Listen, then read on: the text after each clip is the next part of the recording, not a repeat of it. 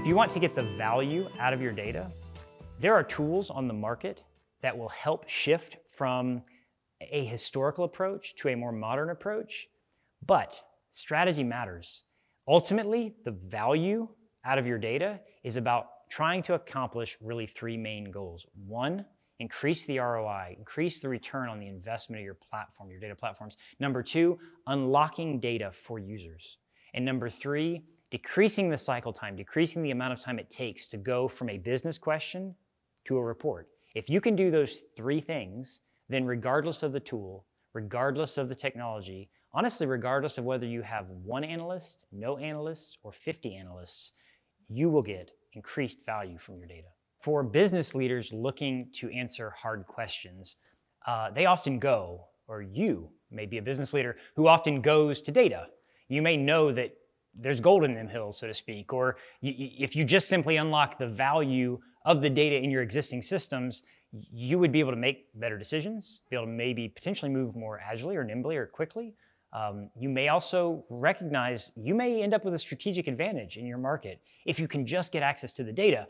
And so one of the first places people go when they're wanting to make that investment or wanting to see what data they have is they hire a report writer or an analyst. Today, what we'll talk about is the transition or the opening up, we'll say, of the data analytics market from a report writing exercise, again, very technical, historically locked in the minds of the guy or gal who knew how to write SQL, to a more analytics-oriented approach. Just to be clear, the approach and the only approach that was available to business leaders or managers or really anybody wanting to get value from the data was you would extract the data somehow.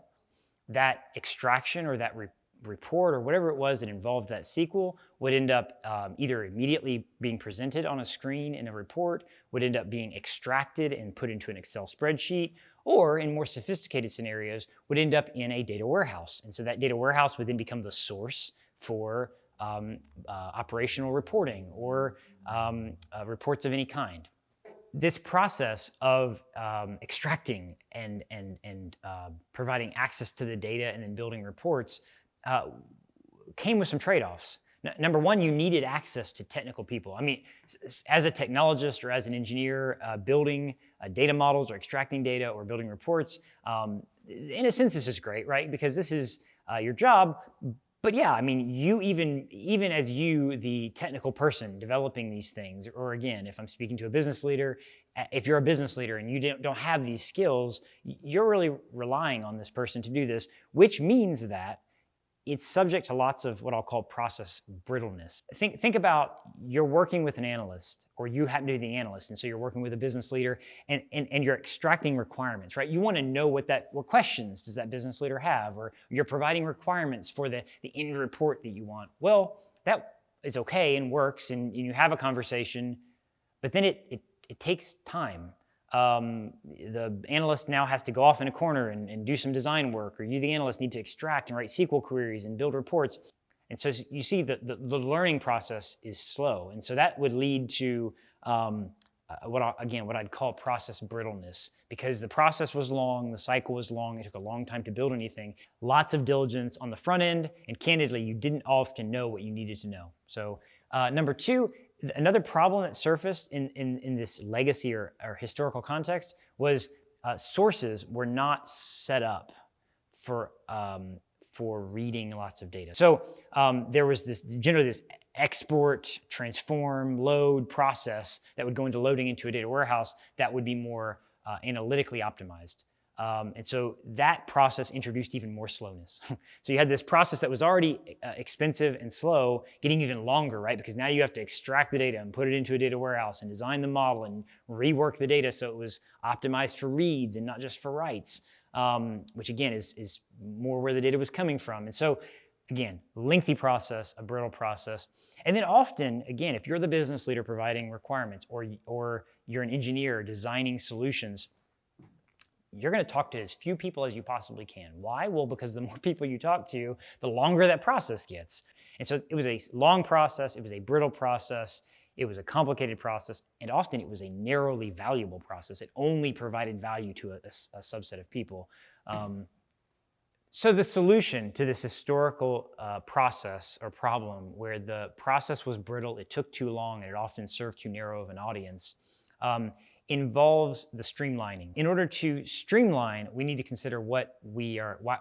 Like, what are we actually trying to accomplish in the streamlining process? Number one is we want to increase the value of the platform. So again, we spend IT dollars, we spend analyst dollars trying to get to some answers to some questions. Sometimes these are basic questions that business leaders just want to ask. And so we want to increase the value of the platform. So anytime an analyst or anytime you're buying a system, and so there's an investment, anytime an analyst spends time in the system, or you even hire a new analyst or report writer, you want to make sure that investment is able to replay again and again and again the value to a broader and broader and broader audience.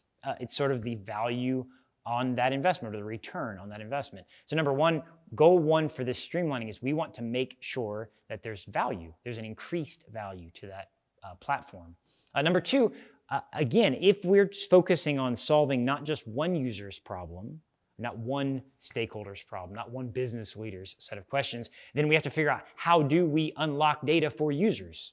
How do we allow users to take the data, this investment in the platform, and explore the data, to investigate the data? I mean, one of the ways we streamline this process is to really consider that our historical model for solving the problem of answering questions and building analytical solutions was a bit on its head. It was a little inverted. I'm the business leader, potentially. I have a question. Can't I go get an answer to that question? Then I can ask summarily and subsequently 5 other questions.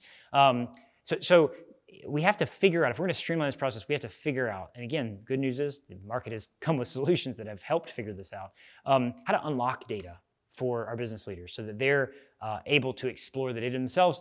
And lastly, we need to decrease the time it takes to actually simply create a report. Again, there are largely in the market, 2 categories of products. The reason why it's important to think about the history of how we got to where we are is because a lot of the products on the market are, I'm going to use a common trope, they're legacy products, right? They're products that they're still around and you can still use them, and they're actually still frequently used to solve these problems, but they're legacy in that they are solving the historical problem in the same way. They've historically always solved the problem.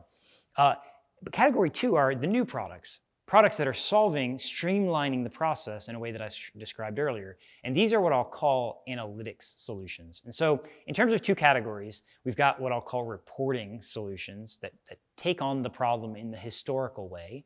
And then we have analytics solutions that take on the problem in a new way. So a really common reporting or historical or legacy product is actually a common product that I use and we use, and it is actually a great product in its own right. It's called SQL Server Reporting Services.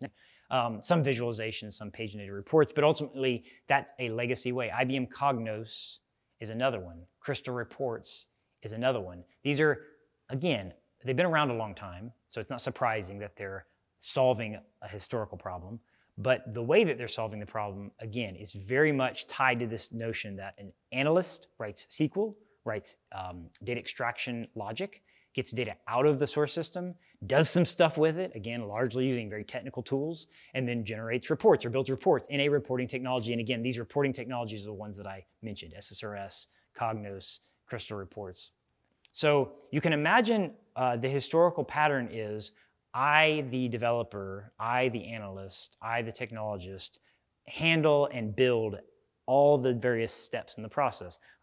Model-driven reporting or analytics-based solutions change the ownership of several of those tasks. Number one, the extraction activities are actually a little less complicated. There are a number of less code-heavy solutions provided in this pattern, largely in the low-code, no-code mentality. So again, you're solving that first mile of extracting the data and doing some optimizing, maybe some cleansing on the data. Maybe you're profiling the data to figure out exactly what's there. Again, these activities are technical, by the way, but they've gotten increasingly more available, or they become increasingly more available to non-technical analysts. So analytic solutions, very technical person or a moderately technical person extracts the data, loads it into a data model, designs that data model, and then here's where the game-changing elements come in. So number one, they presumably, because the tools enable it, but also it's a change in design approach. So keep in mind, some of this is technology, some of this is approach. But if you build the model, that data model in a generic enough way, and the last step is you design the report or the dashboard to leverage that model to build, to ask questions of that data model. The really neat part is that last mile, that last step, building the report or the dashboard. It can be complicated, but also has become accessible to more users, more stakeholders, more designers, more solution providers than just the analyst, just the engineer, just the developer. Because several products on the market, Tableau kind of led the way here. Power BI from Microsoft has become a very fast contender, and in fact, you could even argue is a market leader in that space. Amazon Quicksite, which is a product delivered on the AWS public cloud, is another solution in that space. You've got Domo, you've got Click, which actually provides several solutions around a model-driven approach like we're describing. All of these products have interfaces to ask questions of this model that are not as immediately technical. One of the really exciting things on the market is this shift from, again, the historical report-heavy solution, which was very dependent on technologists, to this more analytics or model-driven approach, which is, I would argue, a better partnership between the business, the people asking technical or difficult data questions, and the analyst or the engineer who is required at various parts of the process, but is hopefully delivering those solutions in a generic enough way and in a way that is decoupled or separated from that final report layer, so that business leaders, business managers, and even business analysts, again, technical, but not necessarily experts in SQL. Choice of the tool, we just talked about really choice of tool on both sides, the old tool, the legacy tool, and the modern tool. This shift in approach between the legacy way and the more modern way, or we'll call it the report legacy way, and the more modern model-driven analytics pattern, it is based on a different philosophy, and that is one of giving access to users to explore their data, increasing the ROI of the platform, so helping analysts and engineers think more generally about how they're serving data. So I'm not extracting data for this one report. I'm not building or remodeling the data in my data warehouse for this one report, and then I'm not building the report just to solve that one set of questions. It's thinking more generally. So tools help, but you can leverage some of the same streamlining we talked about earlier using the old tools or the legacy tools. So just to remind everyone, the goals here, which are enabled by tools, enabled by more modern approaches, are increase the value of the platform, unlock the data for your users. Decreasing that report time or decreasing that time it takes for business leaders to ask that second, third, 55th round of questions is phenomenally important, and will help you move from legacy report-based approach to more modern model-based analytics.